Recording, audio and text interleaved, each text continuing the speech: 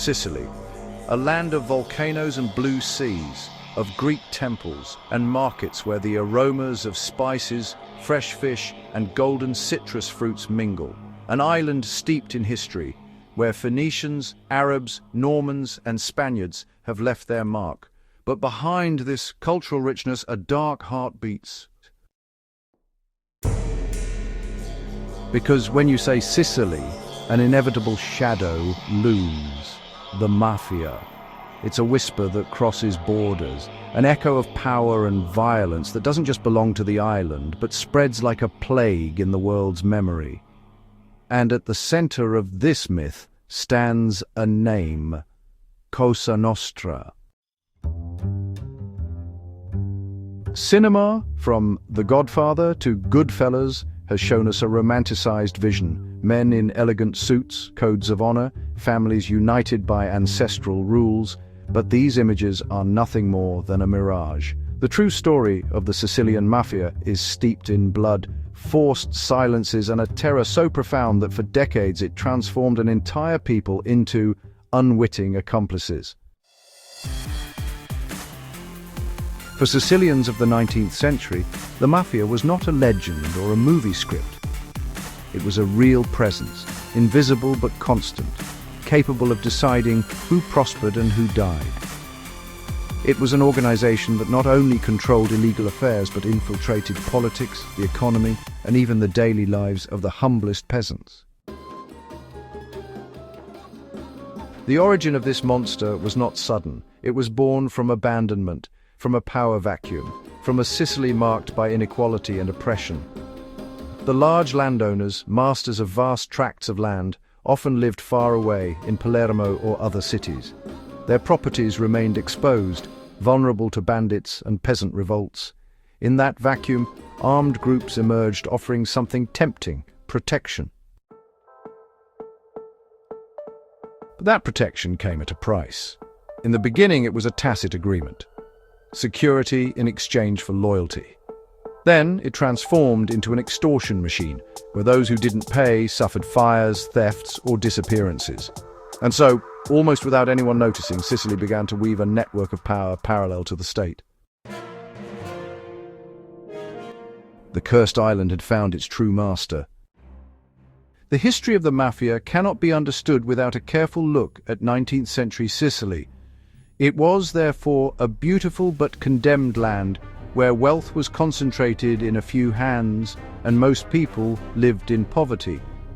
The island had passed from dominion to dominion, Spanish, Bourbon, French, without ever resolving the brutal inequality between absentee landlords and landless peasants. Feudalism still breathed in Sicily, while Europe was already looking towards modernity. The latifundia, immense rural properties, were worked by poor peasants and managed by intermediaries called gabelotti. These men, often unscrupulous, leased the lands from absentee owners and exploited them with an iron fist. But they too needed something more: protection against bandits, peasant revolts, and local rivalries. It was there that the seed of what would later become Cosa Nostra germinated. Initially, these groups of armed men presented themselves as custodians of the land. Their task was to protect crops, escort transports, and supervise workers. A necessary service in a Sicily without a strong state, where the law arrived late or never. But that remedy soon turned into poison. The guardians, from protectors, became masters. What they offered as a favor turned into an obligation. Those who did not accept their protection suffered reprisals. Cattle disappeared, crops burned, families were threatened. Violence was the constant reminder that the true power in Sicily was no longer in the hands of the king nor the state, but in those secret societies that moved in the shadows. And amidst this scenario, a fruit would change the destiny of the entire island: the lemon. At that time, science had discovered that lemon juice prevented scurvy, a deadly disease for sailors. The demand for Sicilian citrus fruits in Europe and America exploded dramatically. Lemon groves became a million-dollar business, and with them came a new opportunity for the mafiosi. Loro controllavano ogni fase della catena, dalla raccolta al trasporto con i carretti, dall'imbarco nei porti fino alla vendita all'estero. I limoni non potevano lasciare la Sicilia senza passare prima per le mani della mafia. Chi si rifiutava di pagare la protezione vedeva il proprio agrumeto distrutto in una sola notte. Così, alla fine del XIX secolo, la mafia smise di essere un insieme sparso di banditi e guardiani. Divenne un'organizzazione con un reale potere economico, radicata negli affari legali e allo stesso tempo alimentata dall'estorsione e dalla paura. From that yellow fruit, a dark empire was born. The lemon, a symbol of freshness and life, transformed into the lifeblood of a monster that could no longer be stopped. Sicily no longer belonged to its kings nor to its landowners. Sicily belonged to the mafia. The Mediterranean Sea shines under the sun, and on the Sicilian coast, the lemon groves seem like an earthly paradise. Their branches, laden with golden fruits, perfume the air with a fresh, almost sacred aroma. But behind that beauty hides a terrifying truth. The lemons of Sicily were stained with blood. Towards the end of the 19th century, the world had discovered an unexpected wealth in this fruit. Lemon juice, rich in vitamin C, was the cure for scurvy, a disease that had decimated generations of sailors. Suddenly, Sicilian citrus fruits became a coveted treasure in Europe and America. Demand skyrocketed, and the price of each harvest reached unimaginable figures for the time. But this source of wealth soon turned into fertile ground for the mafia. Lemon groves were fragile, easy to ruin with a single fire, or with a simple blight intentionally introduced, or with the theft of harvests during the night. Producers realized that to survive they needed protection, and in Sicily, protection had a name: the mafia. Mafia groups offered their help in exchange for regular payments. At first, it seemed like a reasonable agreement. Armed men guarding the citrus groves, escorting the carts that transported the goods to the ports. But soon, that help stopped being an option and turned into a sentence. Those who refused to pay the pizzo, the tribute imposed by the mafia, faced ruin. A citrus grove could burn down in a few hours.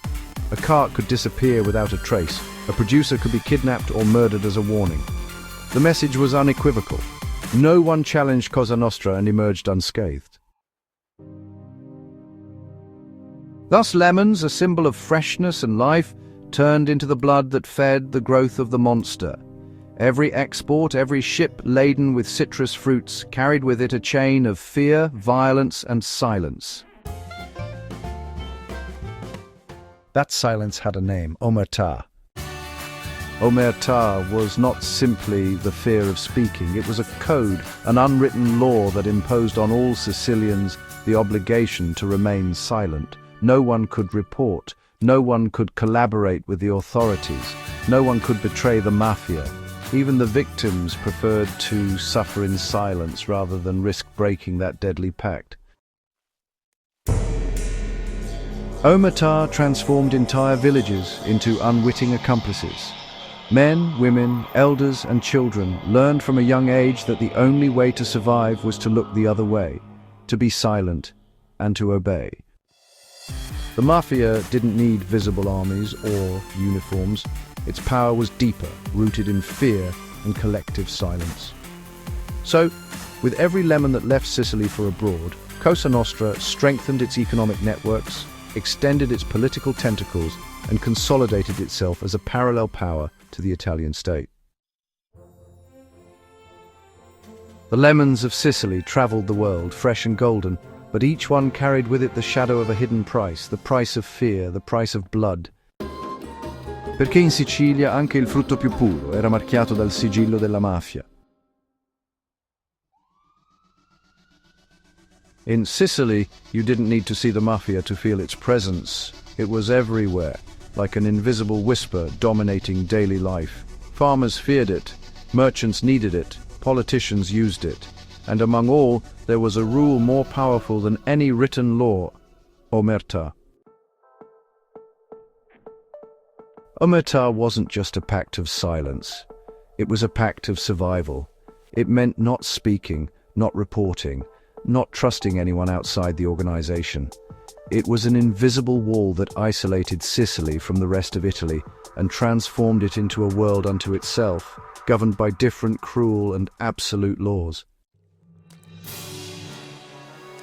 From an early age, Sicilians learned this lesson: he who speaks dies.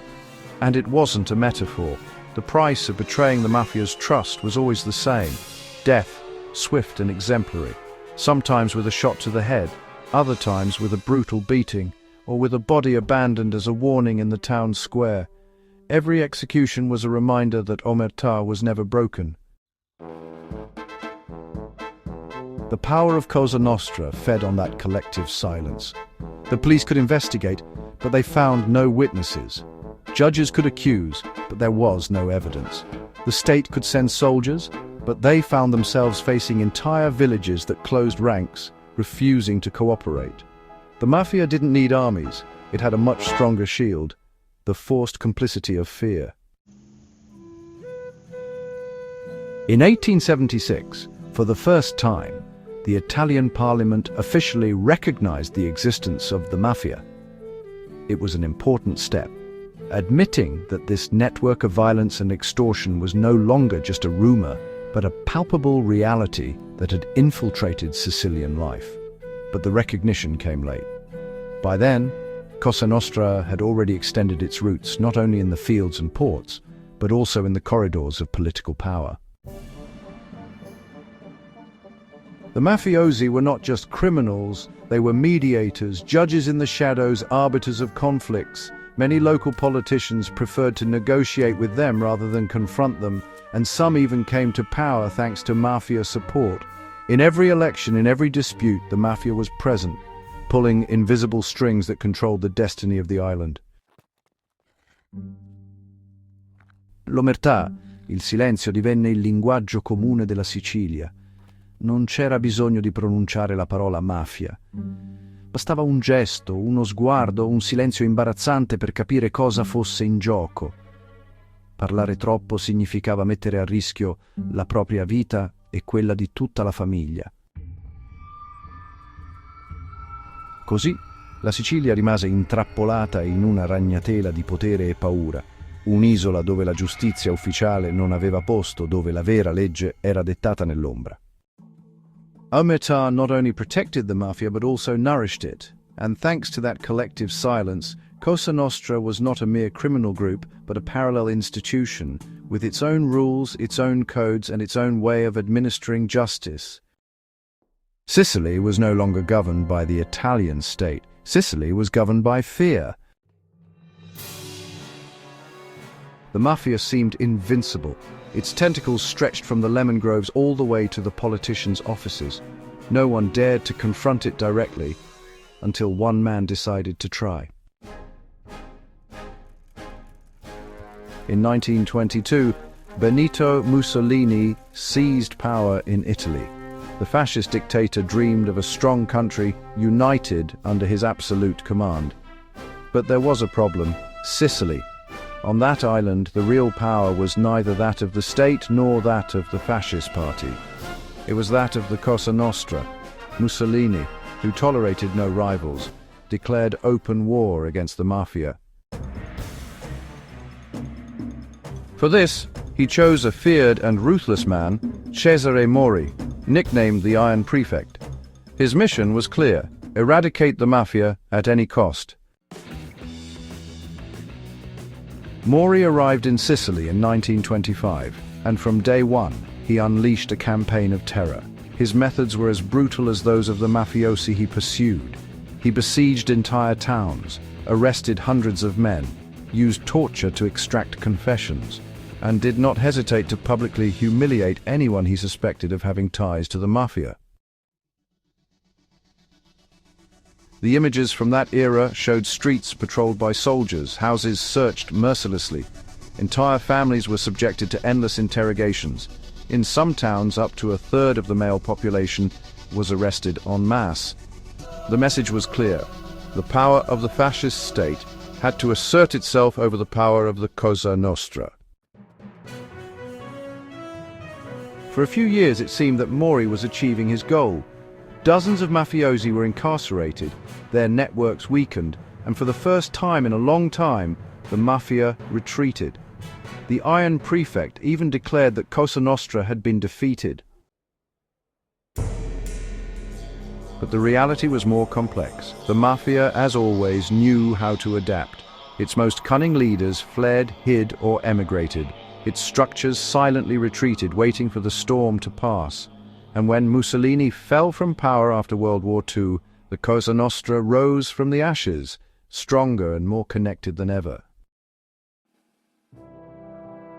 Cesare Mori's campaign left an ambiguous mark. On the one hand, it showed that the state could, at least temporarily, bend the mafia with brute force. But it also taught that no regime, not even a dictatorial one, could eliminate a system so deeply rooted in Sicilian society. Mori was remembered as the man who dared to challenge the monster, but also as the one who naively believed he had defeated it. La verità era che Cosa Nostra aveva imparato una lezione fondamentale. Per sopravvivere doveva essere più discreta, più invisibile, più silenziosa che mai. And so, while the Iron Prefect proclaimed his victory in the shadows of Sicily, the mafia continued to breathe, waiting for the perfect moment to be reborn. The monster had been wounded, but not destroyed. Dietro la violenza visibile, gli omicidi e le estorsioni, la Cosa Nostra custodiva un segreto ancor più profondo, il suo rituale di iniziazione. Era il momento in cui un uomo smetteva di essere un semplice alleato per diventare parte della famiglia. The aspirant arrived at the ceremony with nerves of steel.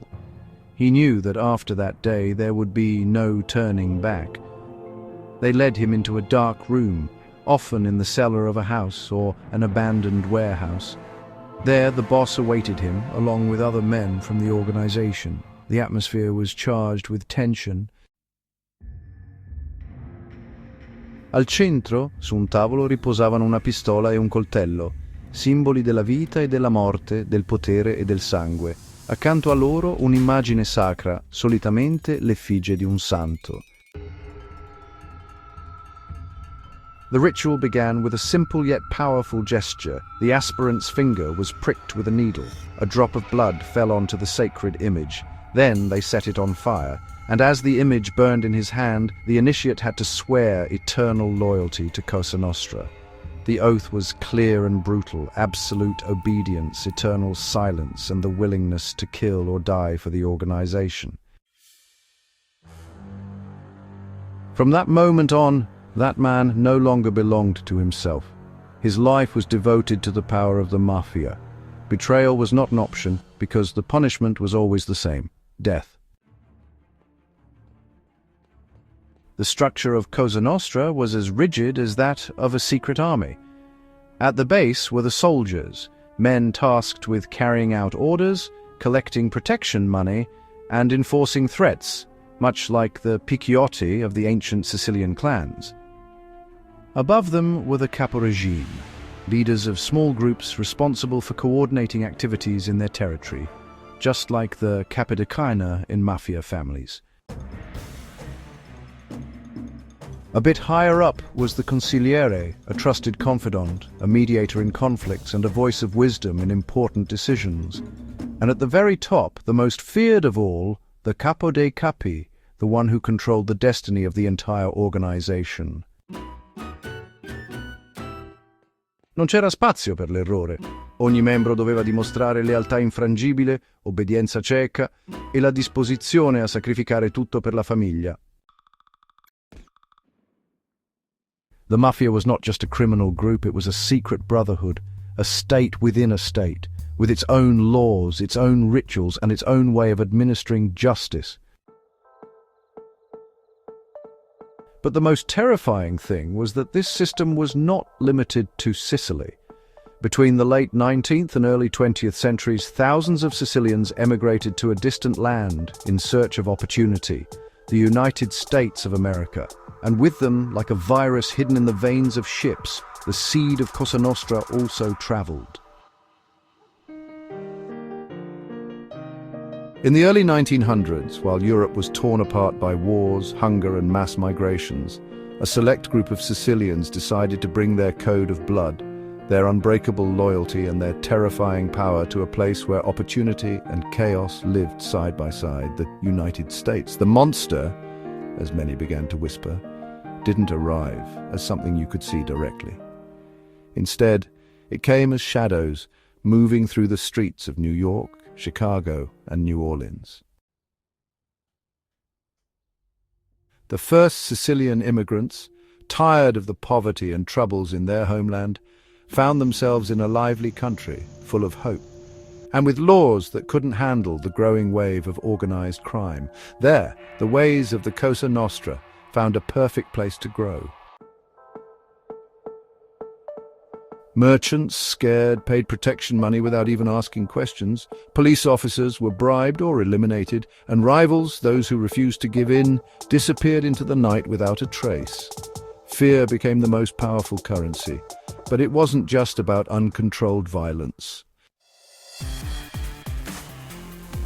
Every move was thought out, every killing planned like a game of chess. The family heads, who knew the old Sicilian ways, kept every custom, every unwritten rule, every blood promise. Even Omerta, that total silence that kept the group safe, crossed the ocean without changing. Here, every choice could mean good luck or death. And as the city grew and the law slowly caught up, the monster got stronger, reaching its arms out to the ports, legal and illegal businesses, and most importantly, to the immigrants who brought stories of loyalty and fear from Sicily. It was said that every killing carried a message. It wasn't just about getting rid of an enemy, it was to remind everyone that no one would escape the family's reach. The men walking those streets started to feel that the law was just a faint whisper compared to the roar of an organization that moved like a relentless shadow, silent, deadly. And while newspapers ran exciting stories about mobsters and mysterious bosses, the real leaders were laughing in the dark. They knew that their power wasn't just Sicilian anymore, it was American. This monster, born in small alleys and with old traditions, now slept under tall buildings and corner stores. It was ready to take down anyone who dared to challenge it. What started as small groups of Sicilian immigrants who scared neighborhoods and collected protection money grew into a real hidden empire. This empire controlled businesses, politics, and even the darkest parts of American society. New York, Chicago, Las Vegas, no city was safe from them. The bosses didn't just run their operations from the shadows, they made smart deals with politicians, crooked cops, and business people who wanted to get rich quick. Every move was planned, hitting a rival, a well-placed bribe, or a contract that looked normal, but it actually helped them get more power. Fear, more than guns, became their strongest tool. Enemies vanished without a trace. Those who survived told stories of terrifying warnings, a blood-stained letter, a strange symbol drawn on a door, a message reminding everyone that no one would escape. So control didn't need to be seen because everyone knew that disobeying meant death. But even within the monster itself, ambition and betrayal began to sprout. The families fought each other for land, for money, for respect. Betrayals were quiet and deadly. A friend could become an enemy overnight, and a secret not kept safe could cost someone their life. Even with all the fighting, the group still had a strange, almost sacred code of honor. Omerta wasn't just forced silence. It was a rule for survival that brought together those who were part of the monster. Breaking it meant you were doomed to disappear, to disappear from a world where shadows decided who lived and who died. And as the monster grew, its presence was felt even in unexpected places: the theaters, the hotels, the casinos, and the ports. There wasn't a corner of American society that wasn't, in some way, under their influence. The scariest thing wasn't just the violence, but the invisible power, the feeling that everything was controlled without anyone being able to point a finger at who was in charge. It was a monster that fed on fear, that grew with ambition, and that had managed to turn terror into a tool of a parallel government, an empire without a throne, but with more power than many states. From the outside, these families seemed to follow a strict code, but on the inside, betrayal was always lurking. It was like a shadow quietly creeping through the halls of history. Omerta, that promise of complete silence, wasn't always enough to hold back the greed, the ambition, or the anger that slowly grew in every corner, in every private meeting, in every unreadable look. As the American Mafia became stronger in the 1950s and 60s, the leaders started to face an unexpected enemy: other mobsters. What started as small arguments over territory, gambling businesses, or alcohol quickly turned into bloody, ruthless internal wars. The streets of New York and Chicago filled with rumors and sometimes with bodies. No one was completely safe. A loyal member one day could become a traitor the next, and the codes that once protected the families began to crumble under the pressure of ambition. One of the most shocking examples was the fight for control of casinos and speakeasies in Las Vegas. The Mafia had found a new place where money flowed freely, and with that, greed grew stronger.